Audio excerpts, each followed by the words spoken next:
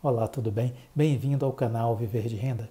Se inscreva no canal, deixe seu like e compartilhe com os amigos. Nos acompanhe também no Instagram Viver de Renda Canal. Os canais são complementares, tem muito conteúdo no Instagram que reforça, que diversifica os conteúdos que são publicados aqui no YouTube. Vale a pena nos acompanhar nas duas páginas. Meu nome é Clóvis Faleiro, sou investidor na Bolsa desde 2006, formado em administração de empresas, consultor na área empresarial. Desenvolvi minha carreira profissional nas áreas de planejamento estratégico, sustentabilidade, implantação de projetos, atendendo grandes empresas do Brasil e do exterior. Na Bolsa, desde 2006, acumulo aí uma história de 14 anos, indo para 15 anos enquanto investidor, e esse canal eu criei com o propósito de compartilhar com vocês as minhas experiências, as coisas que eu fui fazendo ao longo desses anos, as coisas que eu aprendi, as coisas que deram certo, as coisas que deram errado. Eu não sou analista de ações, eu não faço recomendações, mas eu entendi que ao dividir com vocês um pouco da minha história, eu poderia lhe ajudar para você conseguir refletir sobre as suas estratégias de investimento, amadurecer enquanto investidor e conseguir performar e alcançar melhores resultados na Bolsa de Valores. Então esse é o intuito, é o propósito do canal Viver de Renda. Espero ter essa utilidade para vocês. Então é isso que eu acredito e é isso que eu estou buscando ao compartilhar essas minhas experiências, minhas histórias com vocês. Na semana que passou, foi interessante porque na terça-feira eu fiz um vídeo para vocês, compartilhei com vocês um vídeo sobre a Magazine Luiza. Eu fiz um acompanhamento após a publicação dos resultados e inclusive trouxe o olhar do CEO da empresa, o Fred Trajano, como ele está enxergando o futuro, né? Quais são as macro prioridades da Magazine Luiza e da direção da empresa, né? Que é importante porque a gente está estudando empresas, a gente quando compra ações tem que estudar empresas, porque as ações são parte de uma empresa, então eu preciso entender o seu contexto, os seus negócios, o seu momento, a sua administração, preciso entender tudo isso. Na hora que eu compro uma carteira, eu não posso, na hora que eu compro uma ação, eu não posso chegar e botar isso dentro de uma gaveta. Ela continua sendo acompanhada por mim mensalmente, a todo instante. Então a empresa não sai da minha mente, ela continua na minha mente e eu continuo acompanhando tudo que sai sobre ela. Então aquele vídeo de terça-feira passada tinha esse intuito de mostrar o que eu estava acompanhando com relação à Magazine Luiza. E na quinta-feira eu publiquei um vídeo falando sobre balanceamento de carteira. E aí eu comentei o que é que eu tinha feito em relação a estudos que eu vinha fazendo, uma ação que eu comprei a mais na minha carteira, uma outra que eu reduzi em 50% a participação nela, uma outra que eu ampliei em 50%, peguei esse dinheiro e comprei mais dessa ação. Então, esse manejo é em função das estratégias que a gente vai traçando, das análises que a gente vai traçando. Mas o importante é que eu queria deixar nesse vídeo como mensagem, é que a gente precisa continuar estudando e acompanhando as empresas, entendeu? Na hora que a gente escolhe uma ação, a gente precisa continuar verificando o que está acontecendo com a empresa. E aí eu trouxe aqui alguns exemplos de coisas que eu fico pesquisando com relação às empresas que eu escolhi, para mostrar para vocês como eu vou garimpando informações e a importância disso, porque esse modus operandi eu acredito e recomendo que você deva fazer também da mesma forma. Então, por exemplo, uma empresa que eu tenho é a Azul, e aí eu saio buscando informações que saem nos noticiários, nos jornais especializados, no site da empresa, na área de relações com investidores, né, em entrevistas dos CEOs, né? Então aqui tem uma matéria falando sobre os resultados da Azul do último trimestre, né? Então a matéria diz o seguinte: apesar do prejuízo de 1 bilhão e 226 milhões no terceiro trimestre de 2020, o resultado da Azul agradou a grande maioria dos analistas e a própria empresa, que viu a demanda por voos aumentar acima do esperado no último trimestre. A gente consegue resistir anos com o nosso caixa atual, declarou o CFO da empresa, Alex Malfitani, que é como se fosse o presidente da área financeira da empresa, né? O CFO. Segundo ele, a posição mais confortável da companhia em relação à concorrência vem de uma lição de casa que foi feita desde o segundo trimestre, no auge da pandemia, que restringiu a circulação global de pessoas. A empresa ajustou sua capacidade à nova demanda, transformou custos fixos em custos variáveis e negociou com os parceiros, especialmente com os fornecedores de aeronave, no modelo de leasing, que representa 85% da frota total da Azul. A gente conversou com todos os stakeholders e a gente tem esse entendimento de que fizemos tudo o que era possível. Uma parte importante do plano foi essa confiança e essa parceria. A gente cumpriu tudo o que a gente falou que ia cumprir. Olha a importância da gente acompanhar uma boa gestão, né? Que se compromete e honra a sua palavra, entrega os resultados pactuados, né? Inclusive tinha um momento que talvez a gente nem precisaria levantar capital, mas a gente levantou recursos adicionais por absoluta prudência. Ele diz o seguinte também: a Azul acabou emitindo 1,7 bilhão de reais em debêntures conversíveis, evitando assim ter que tomar empréstimo do BNDES, deixando essa opção na manga, caso as coisas piorem em 2021, faça uma segunda ou terceira onda da pandemia de Covid no mundo. Se tiver uma segunda onda, a gente tem uma lista de iniciativas, de estratégias a serem tomadas. É o que a gente chama em administração de plano de contingência. No planejamento estratégico, você vai construindo plano de cenários, plano de contingência. Se acontecer isso, o que é que eu faço? Se acontecer aquilo, o que é que eu faço? Entendeu? Então, você já tem um planejamento para diversos cenários. Então, é o que ele está falando aqui. A gente já sabe modelar a velocidade da retomada, em qual velocidade a pandemia pode desaparecer, a gente sabe como preservar a aeronave, como retirar a aeronave e voltar a funcionar. Isso é uma experiência que a gente vem acumulando. A companhia aérea espera, em dezembro, esteja com mais de 80% da sua capacidade operando, considerando os níveis de 2019. Então, esses são alguns números, são alguns dados que eu acabei pegando dessa entrevista do CFO da Azul. É um pouco do que eu digo a vocês da importância de acompanhar a empresa, né? De manter a empresa no radar e você continuar estudando. Uma outra empresa que saiu notícia foi a Via Varejo. Porque a recuperação da Via Varejo está dando certo. Aqui uma entrevista com analistas da área de investimentos, né? Convidamos essa semana o analista Sérgio Almatia, que é da Equitas Investimentos, gestora de fundos especializada em renda variável. E ele falou sobre a recuperação da Via Varejo. A Via Varejo está passando por um processo complicado de virada de resultado e a cada trimestre revela se a diretoria está no caminho certo para se reposicionar entre os líderes do setor. Apesar de não ter sido um resultado tão forte como o do segundo trimestre de 2020, quando o market share da empresa quase dobrou, o Almaty gostou dos números. Olhando para o market share das 4 principais empresas do setor, Magazine Luiza, B2W, Mercado Livre e Via Varejo, a Vivar teve um ganho muito expressivo, mas no terceiro trimestre de 2020 algumas empresas performaram melhor. Uma delas foi a Magalu, que conseguiu ter um nível de vendas bem forte. Além disso, é o quarto trimestre seguido que a empresa apresenta um ganho de margem EBITDA, indicador que apresenta de forma clara a lucratividade operacional de um negócio. E para o Almaty, isso demonstra que a empresa tem sido bem sucedida nos seus esforços de recuperação. Para o futuro próximo, o Almaty espera um bom resultado da empresa durante o Black Friday, que é agora já, né? Ano que vem, o Almaty enxerga a consolidação das iniciativas de digitalização, que são uma das apostas de reposicionamento da empresa dentro do setor.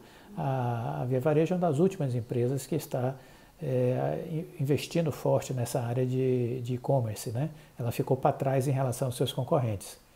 Então, essa foi uma análise de uma pessoa de um fundo de investimentos, de um analista aí de investimentos, e que a gente ficou atento. Outra informação que eu pesquei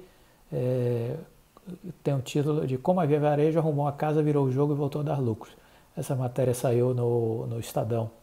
A Via Varejo, dona da Casa Bahia do Ponto Frio, começou 2019 sob pressão. O controlador da empresa à época, o grupo francês Casino, não acreditava que o modelo de margens apertadas do varejo de eletrodomésticos pudesse trazer resultados e tentava se desfazer do controle do negócio, sem sucesso.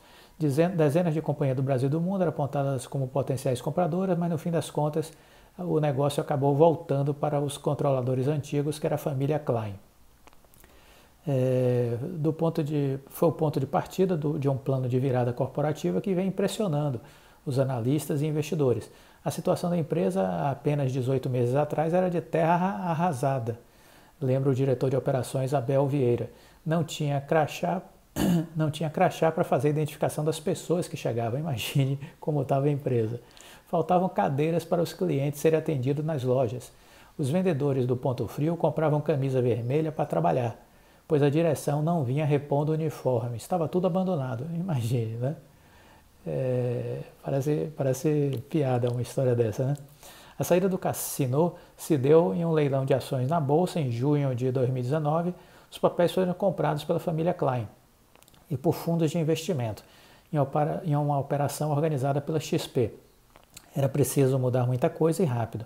Com as ações em baixa, resultados negativos sucessivos e desempenho ridículo do e-commerce, Michel Klein, então presidente do conselho, colocou a missão de reerguer o negócio nas mãos de um conhecido, o executivo Roberto Fuchsberger, com 30 anos de experiência no varejo, que é o CEO hoje da empresa, que anos antes havia sido escanteado para o conselho pelos franceses do Cassino.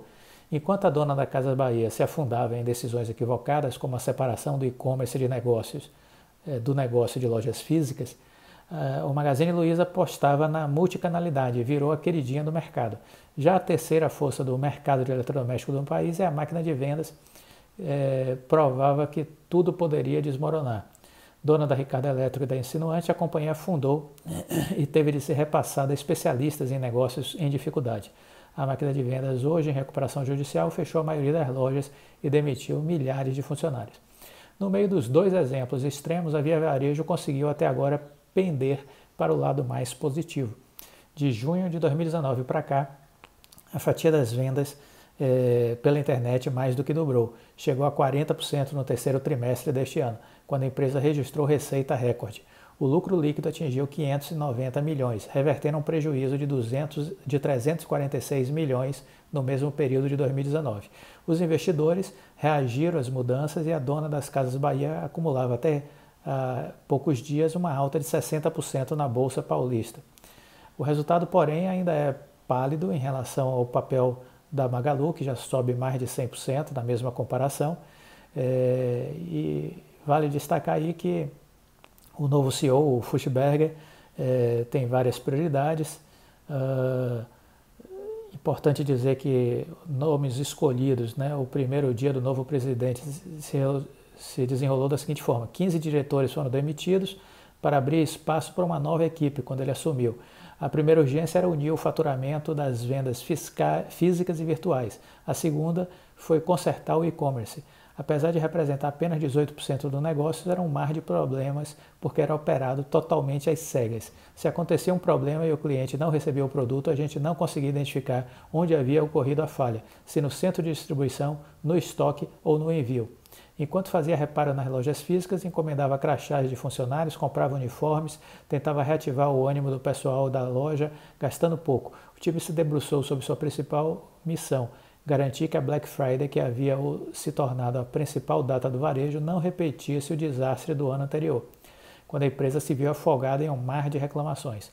A ordem era disciplina absoluta na execução. A gente foi priorizando o que destravava a companhia. E à medida que fizemos isso, os resultados começaram a aparecer. Então veja que gestão, pessoas é o que faz diferença nas empresas. Uma empresa pode ser grande do jeito que for, ela pode ir à falência ou pode ela continuar tendo sucesso. E o céu é o limite. Tudo vai depender de quem está tocando a empresa, quem é que está à frente da empresa. E isso é que faz a diferença. Depois de resolver as principais urgências na área digital e passar pela Black Friday de 2019, a companhia iniciou o ano com ideias mais ambiciosas, com foco nas áreas de logística, marketing e finanças, além de renovar a marca das Casas Bahia, que ganhou identidade digital e um discurso mais moderno ligado à diversidade. A empresa comprou um Uber de entregas, a ASAPlog, o Banqi, serviço de contas digitais, e a i9XP, uma startup de comércio eletrônico.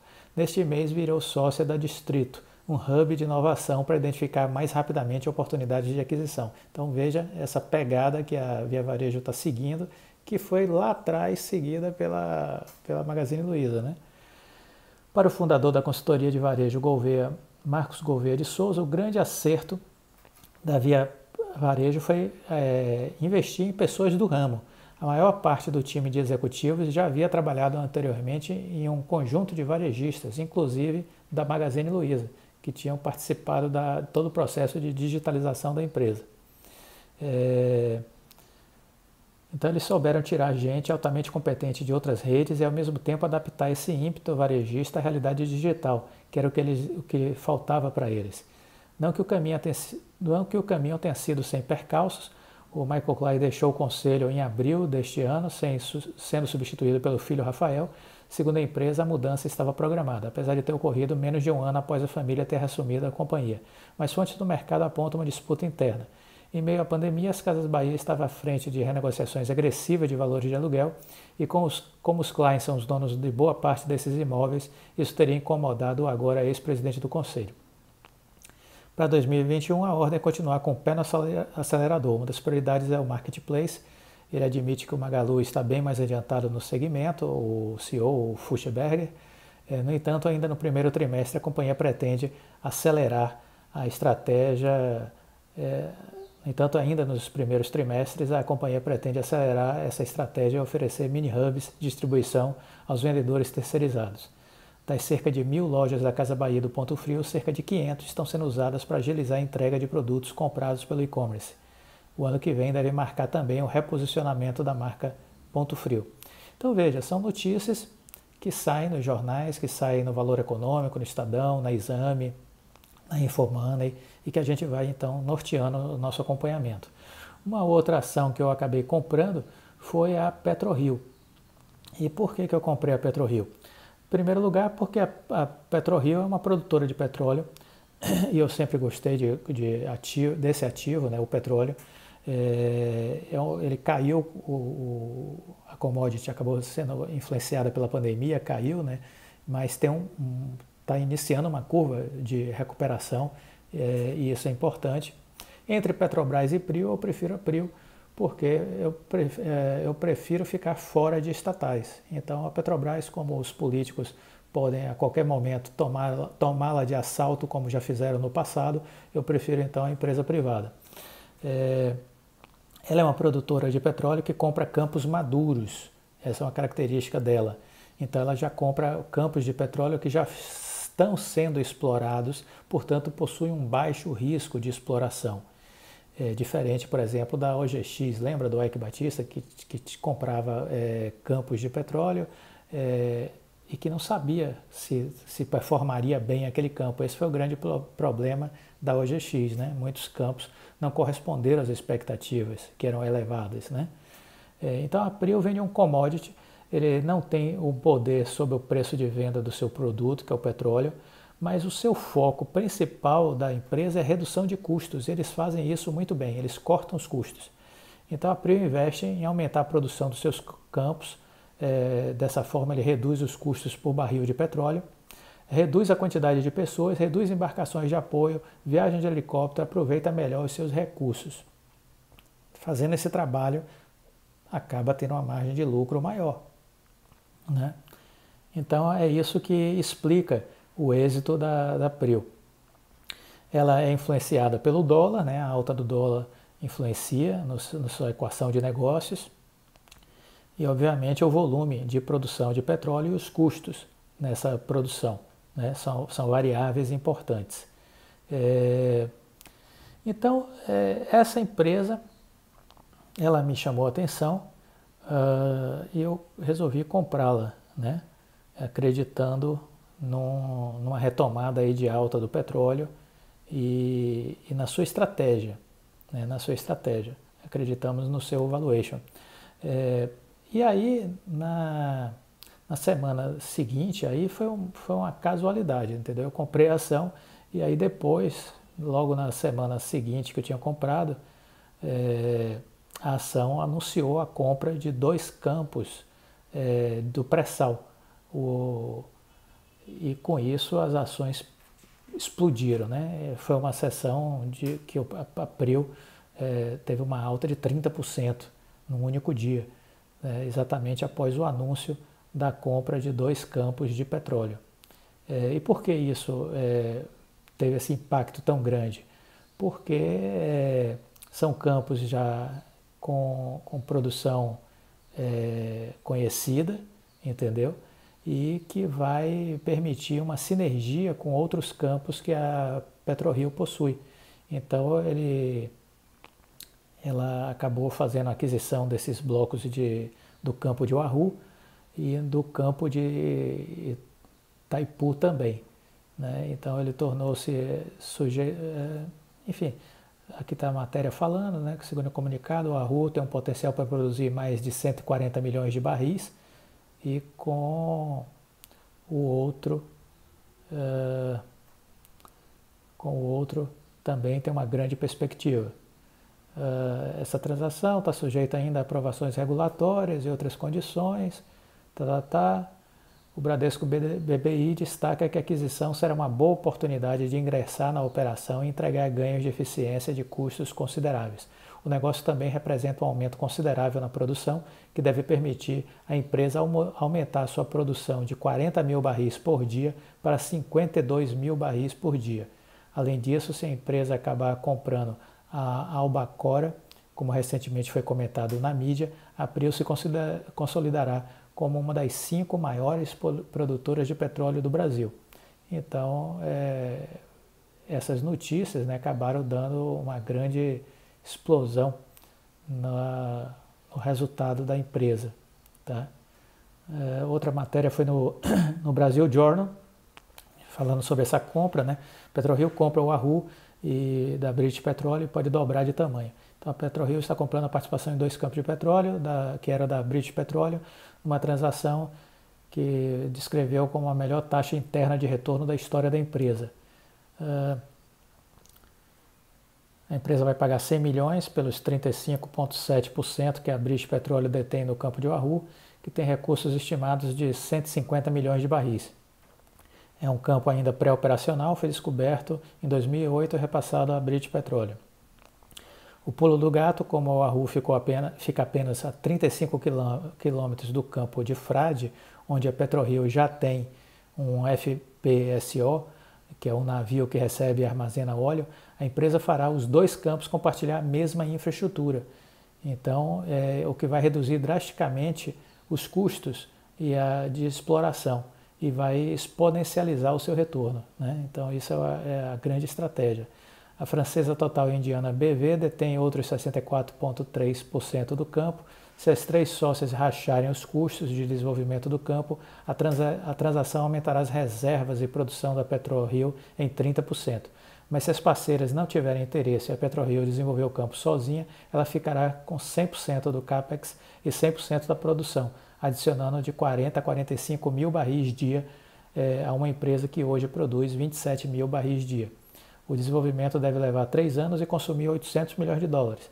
Nas contas da PetroRio, seu investimento total no projeto chegará a 385 milhões de dólares, o equivalente a menos de 7 dólares por barril. Como a empresa estima um lift cost de 2 dólares, o custo total será de 9 dólares o barril. Uma vantagem adicional, a empresa estima que o óleo de Wahoo poderá ser vendido a níveis similares ao Brent, hoje em 44 dólares, já que tem um API de 30 graus. O óleo de Wahoo é mais leve que o do campo de Frade, que é de 21 graus, que tipicamente é vendido com desconto de 1,5 a 2 dólares em relação ao benchmark. Então, são as notícias, né, da PetroRio e que justificaram a sua alta depois disso. Mas agora, recentemente, o CEO da empresa, o Roberto Monteiro, em uma live, comentou que com o crescimento da produção, a PetroRio teve um 3º trimestre melhor que o segundo, que foi mais impactado pela pandemia. Ainda assim, o prejuízo da empresa ficou em 110 milhões de reais, mas o anúncio feito sobre a compra de uma fatia de 2 campos do pré-sal, Wahoo e Itaipu, tem um potencial transformacional para a empresa, segundo o CEO. ao longo de 2021, a Agência Nacional de Petróleo tem que aprovar a transação,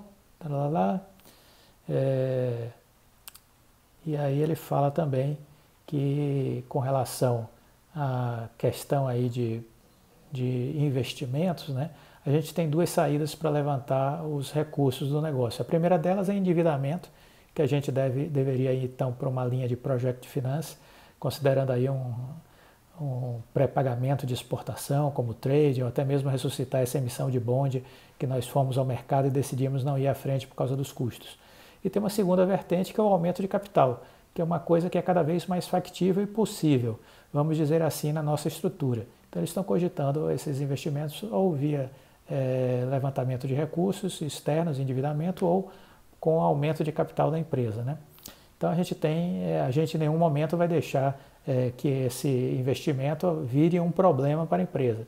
Se a gente se endividar demais, a companhia acaba não crescendo, porque você não tem poder de fogo. Então a gente não quer chegar a esse estágio. A gente vai ao longo dos próximos meses talvez definir qual será a nossa estratégia, mas todas elas estão abertas. Eu acho que o aumento de capital é uma ótima saída e uma boa possibilidade que a gente tem. Então eu concluo esse vídeo exatamente dizendo isso. Temos que manter o acompanhamento das empresas que a gente escolhe. É estudando as empresas, verificando o que está acontecendo com elas, que a gente vai conseguir, no dia a dia, ter a tranquilidade para continuar investindo sem estresse, sem ansiedade. Espero que o conteúdo seja útil para você. Esse é um modus operandi que eu uso para operar na Bolsa. Eu espero que isso sirva de referência e tenha utilidade para você. Até a próxima. Tchau.